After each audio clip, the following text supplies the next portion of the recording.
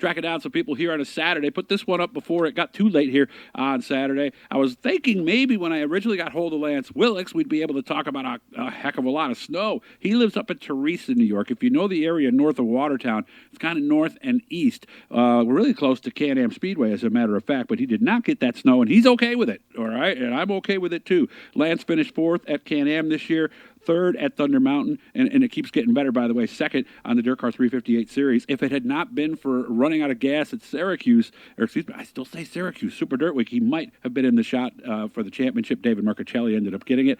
Let's head up to Teresa, New York. Lance Willix worked a 12:30 midnight to 1 p.m. shift far away from home. Lance, how we doing, man? Good. Tired, but we're doing good.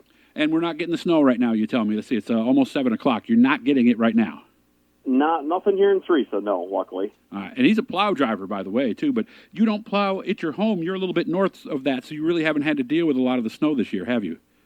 No, up there where I plow out of, which is, they call it Collins Landing, which is right at the base of the Thousand Islands Bridge, and we don't get as much lake effect as, say, the Watertown and South area does. Yeah, and Buffalo, by the way, is getting hammered right now, so that's why I'm getting nice and early. I want to make sure I watch that game tonight. I don't even know if I'm going to be able to see it with all the snow, but it's still going to be a lot of fun. So it sounds like, I mean, I'm sure you wanted more wins. You had 2 wins, by the way, at Thunder Mountain, but it sounds like it was a darn good season in 2022. Yeah, we were consistent, pretty good all season. We ended up with 3 wins overall. We got another win at Glen Ridge when they had a special for the small blocks there, and yeah, it was a good season. I'm the type of guy that I don't worry about points and all that. I just go and race, and where we finish and where the points, let it fall where it falls. You know, I can't worry about that. That's true. How was Can-Am? I was up there, not as much as I wanted to be, but the track looked really good. Was it? Yeah, it was fairly decent all season. You know, it wasn't the slippery, smooth track that we're used to all the time, but it was still good. So were you chipping a lot on the backstretch with those 358s? Yeah. There was nights where it had a lot of bite, and it was pretty much wide open all the way around, and then Wow. there was other nights where it was like an ice rink when we got there. So Yeah, it's usually one or the other, isn't it, at Can-Am, right?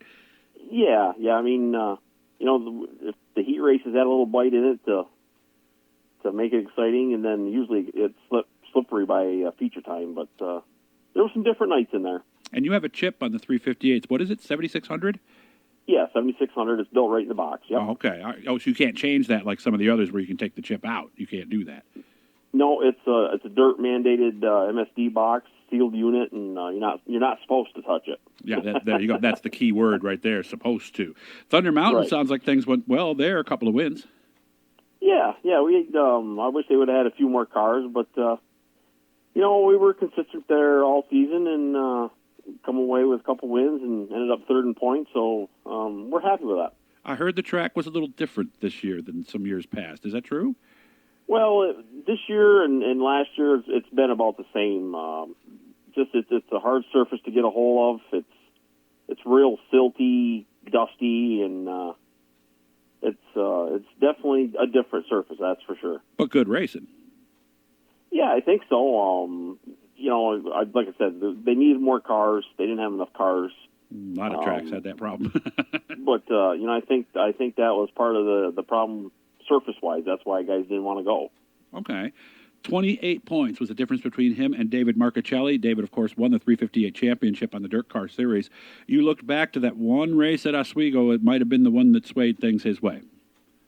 Yeah, we were, you know, with 1 to go, we were in the top 10 and, you know, solidly in the top 10. And I think we would have been either real close to being tied or, you know, real close second after that. But with their format with dirt, you know, running so many caution laps, and we keep track of that when we are doing our paperwork and stuff like that during the race, and we run 191 total laps.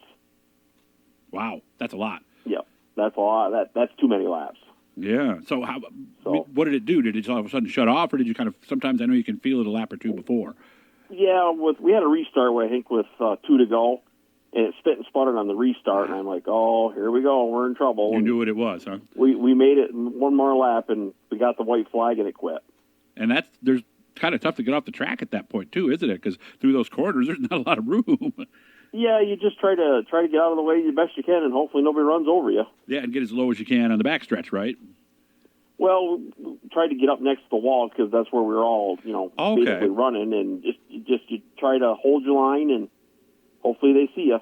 Yeah, and I was talking to some folks about that after the last couple years. Oswego is tough because if you're on the outside and something happens and you need to pit, it's awful tough to get to the bottom, isn't it? Yeah, it's yeah. More so than most places, from what some of the guys tell me, right? Right. Yep. Yeah, because Yep. if you want to make that backstretch, you got to be low ahead of time. It's almost going to take you 2 laps to even get to where you can pull in. Right. And we're, it helps that we've got radio, so Yes.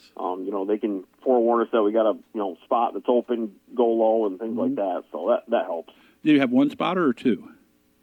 Just one spotter. Where are they? Usually in the back grandstand, kind of? Yeah, they're supposed to be all in a big group there in a certain spot on the grandstands, and I think there's supposed to be a dirt official in there with them and stuff like that. So. Oh, all right. And obviously at a place like that, you really rely on the spotter, don't you? Yeah. Oh, yeah. It helps. That's for sure. So how many spots did that cost you? Have you figured that out? Boy, I bet you it was probably 20 spots. That many? Yeah. Yep. And at 2 points of position, there you go. So that was it. Yep. So when you went into Brockville then, did you have a chance still? We were 40. Like I said, I don't pay any attention to the points, but I think we were 40-some points difference out of the lead, and we cut it in half just about. So. Okay, and that's how we ended up at 28. But still, I mean, is that your career high in the series for a finish? Yes. Yep. Yeah. A few years ago, we ended up third. But yes, second is our best. So we know what the goal is next year. Yeah, I think we're definitely capable of getting that Mr. Dirt Championship. Our little team is gelling, and we got good people behind us and great help, and we're definitely capable of winning it. That's for sure. Yeah, because I've seen you some nights. It's just you and your wife Rachel and nobody else. A lot of nights, isn't it? Yep. Yeah, it's just me, her, and usually our son Anthony and our track dog. So. Track dog. Yeah, our track dog Bicknell.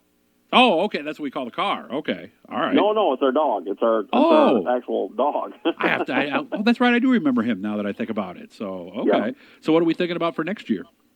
We'll look. We're going to be doing back Can-Am. We have some sponsors here in the area, local, that like us to run Can-Am, so we're going to do that. And then Plattsburgh up in Airborne is going to have some shows, so we're going to go there when they have them on Saturday night. Oh. And then we're going to call Glen Ridge home on Sundays. Is there an easy way to get from Teresa to Plattsburgh Airborne, or no? Oh yeah. You can either go up Route 37, which is a straight shot, Really? pretty much into up that way, and then you can go up Route 11 also. So it's not a big deal. Yeah, but you kind of go up and down, don't you? Kind of up and around it. There's no straight. Well, you road, can go Route obviously. 11, which takes you right straight, pretty much straight to almost Plattsburgh, but 37 cuts across over to Malone, and then you pick up Route 11 that way. All right, not a fun ride at night, though, is it, on 37? That won't bother me. Oh, okay. See, I was always nervous coming back from Mohawk and Cornwall on 37 because it's pretty dark out there in the country. But you're in the country, so I guess you're kind of used to that. Yeah, we're used to it. So only about a minute left. How's the shop look right now? Are you got new stuff? Are we still doing old stuff? What are we doing? It's we still got our 2021. That's going to be going back and getting some work done at Bicknell, and we got our new car that we run at Oswego. That's still together actually. And, Okay. It's pretty much in shambles.